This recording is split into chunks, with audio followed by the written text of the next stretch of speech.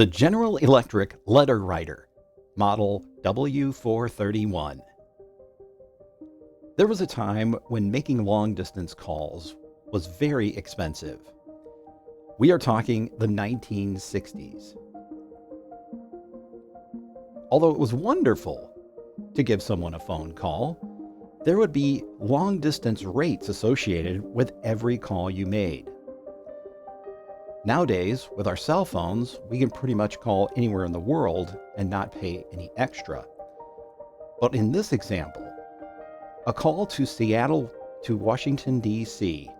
would have cost you $1.75 for the first 3 minutes after 6 p.m. and all day Sunday. Using an inflation calculator, this tells us that we would pay $15.20 for the first 3 minutes in today's money. Along comes the LetterWriter from General Electric. This phone simulator allowed you to use a phone handset and record messages and send them to your relatives. It's faster than letter writing. You simply put the recording disc onto the turntable, record about 4.5 minutes on each side, stick the small disc in an envelope, and mail it to your family member who also had this exact device and could play it back on a telephone receiver just the same. So your daughter could record a message at home while dreaming of Jerry Lewis in that picture there. Mom would receive the disc and listen in as she enjoyed her painting of a strange woman in a blue dress playing a piano. All with the power of a small sound sheet made by General Electric. You could send messages to your sons who were in the military. You could send messages to grandma and tell her about practicing a skit for homecoming. Or you could send grandmother a message about Johnny's new guitar. The unit itself is very simple. You have a recording arm, a record playback arm, a pause control, a tiny turntable, 3-inch, a cradle for your phone, a volume selector, and a speaker jack. This is a picture of the one I received from eBay. You can see in the label area there, all of that yellowish gold stuff looks like rust. I peeled that little cover off on there thinking it had preserved what was underneath, but that was not the case. So I took it completely off. But there was a little bit of cleanup involved and a little bit of restoration involved in getting this unit working again. It's not made that well, but it is made very simply. So that made setup and repair a little bit simpler. So let's go over the operating instructions, not this booklet, but the actual operating instructions that I'm going to give you for using your model W431. And here she is, guys, the solid-state LetterWriter from General Electric. This beast has been a huge pain from the beginning, and it's not actually that huge of a beast. I mean, this is barely maybe 7 inches. Maybe a 45 RPM record would fit right here. I mean, you can see my hand. So this is a very, very small instrument. So very portable, not much bigger than a tape recorder, right? Of that time period, reel-to-reel or cassette. So we open up the top here. We have this beautiful velvety surface right here. I'm really not sure what that's there for, other than to maybe put the phone receiver on. Like, I don't know, I'm taking a break. I want to just put it there. Not that you couldn't put the phone receiver over on the side. Speaking of the side, over here on this side, there's a headphone jack here. I disabled the headphone jack. I'll explain that more later. Our controls here, this is basically just a pause control. So it's a brake release here. Here is your on-off switch. So if you flip it that way, you get one volume setting, then off, and then another volume setting there. So it's basically loud or louder. Those are your two settings. Here's your two tone arms. This is the playback arm. It has a newer cartridge in it because the old one was toast. here's the record cutting side. And once again, once we get past the demonstration part, we will take this thing apart and I will show you what's inside of this monster.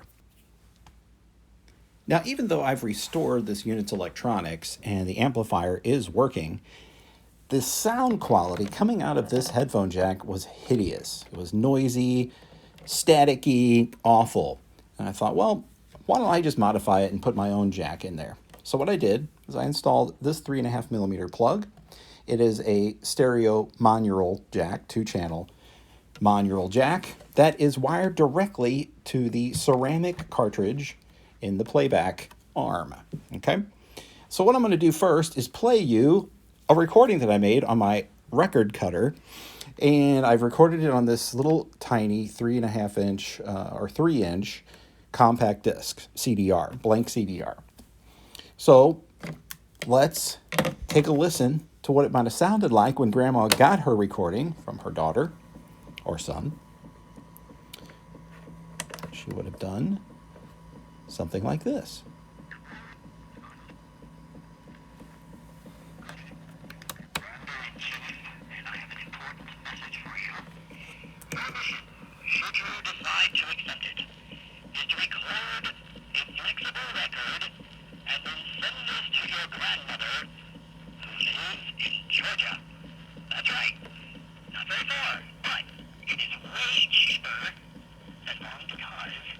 Okay, so as you can hear, it's pretty, minimal as far as what you're going to be able to hear. So now let's connect a Bluetooth speaker, my famous TronSmart speaker, and take a listen to what the sound quality is like.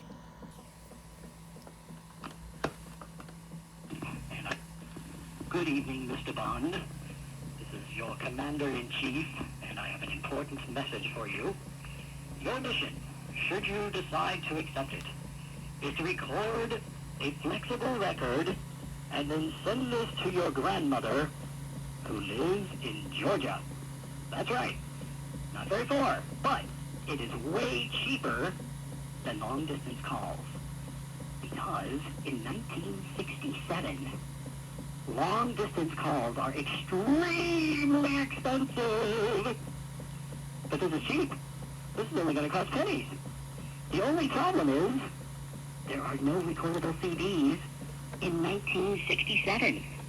Whatever shall we do? Well, because there are no CDs in 1967, you're going to have to use these flexible discs from General Electric. Good luck finding them. You very well aren't going to find them because they are as rare as hen's teeth. Oh well. Have a good day. I've run out of space to record on my record cutter. So, anyway, you got your mission. This record will now self-destruct. Goodbye. So, not surprising, the unit had to have all of its capacitors replaced. So the unit has been recapped, and here are the original 5 capacitors that needed to be replaced. This is the original phono cartridge that was in there, and as you can see right there at the top, there should be a rubber piece right there by my dirty thumb, and it is missing. So I digress. I have taken the liberty of removing the 4 screws already.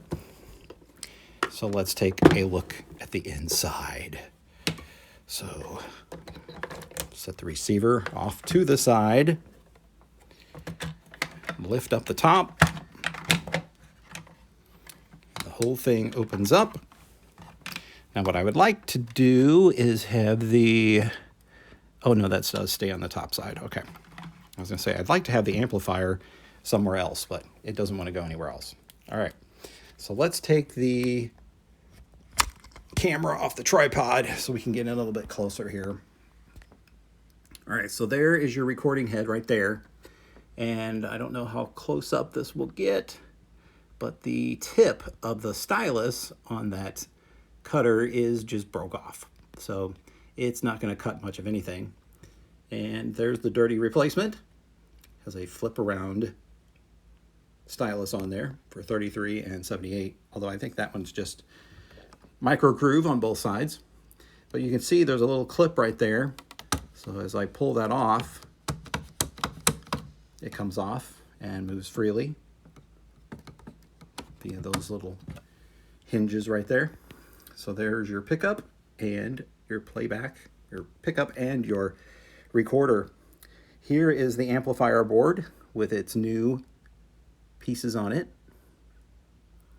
new capacitors. Following this cord up, which is the receiver's cord, this is that jack that had lots of problems. A lot of times the handset sound wouldn't work, and I could just poke on this thing and it would come back. So it is completely disabled. Here is the new jack that I put in, hanging out there on the side, and that is wired in directly to the board, which is then wired to this pickup. Okay. That switch that you see right there, that switches it from recording to playback. Okay. A couple of little antique transistors there on the board. And moving over here, there's like a little well area right here for the tone arms to move around. There's your turntable again. And then there is your idler wheel. Moves back and forth. So by turning the clutch on and off, you're moving this pin. And there's the top of that switch right there. All right. Here's our motor. Kind of a hefty motor. You can see a lot of motors like this in like desk fans to this day. This style of motor, AC motor. This motor also has a built-in transformer. So it outputs AC voltage on the other end, which is probably turned into DC by the time it hits this board over here and goes on its way. So I'll turn the unit on so you can see the turntable move while we have it apart. See that there?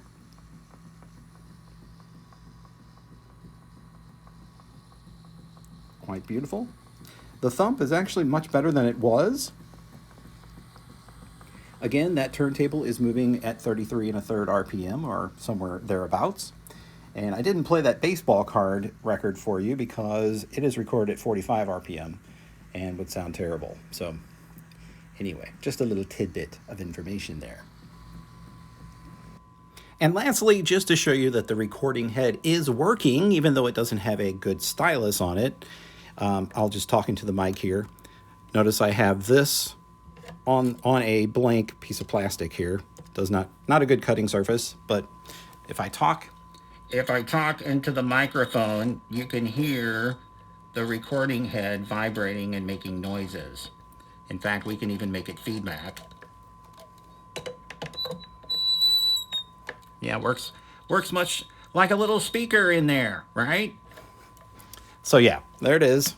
Maybe one day I will find a replacement cutting head for this because the stylus is actually part of that cutting head. So we shall see. One of the things I did not show you, but I did spend $9 on to try and demonstrate this, was I bought this little record. So this is a record made for a specific miniature stereo record player.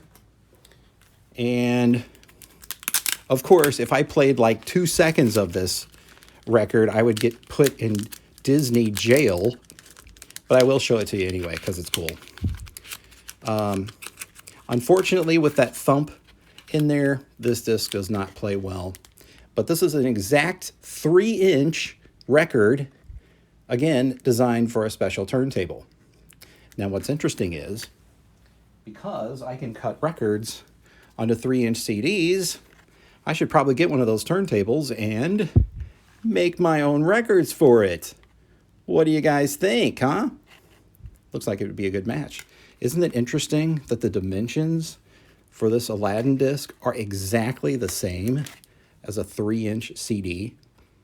Strange, and even the opening in the middle is exactly the same. So anyway, there's Aladdin, one song, a whole new world, and I spent $9 for that. That was the cheapest one I could find, too. But here, I'll show you my CDR that I cut up close. Look at those nice grooves. So it did a really good job of cutting that. And there's no swarf either when I cut on this. Nothing at all. It's a nice quiet surface. So it's really, really nice for cutting records. So anyway, I appreciate you guys joining me for the video today. Please subscribe, share with 325 of your friends to help grow my channel. If you want to support me on Patreon, there's a link down below. I'm sorry, my Patreon guys, it's been so long since I've made a video. I've just got over COVID. Yes, I had COVID pneumonia. I felt like I was going to die, but I have survived and I'm back and hopefully going to bring some more cool stuff for you guys. I've got a pile of things that I have toyed around with that I haven't had time to make a video for. So anyway, appreciate you guys being a fan, and we will see you next time.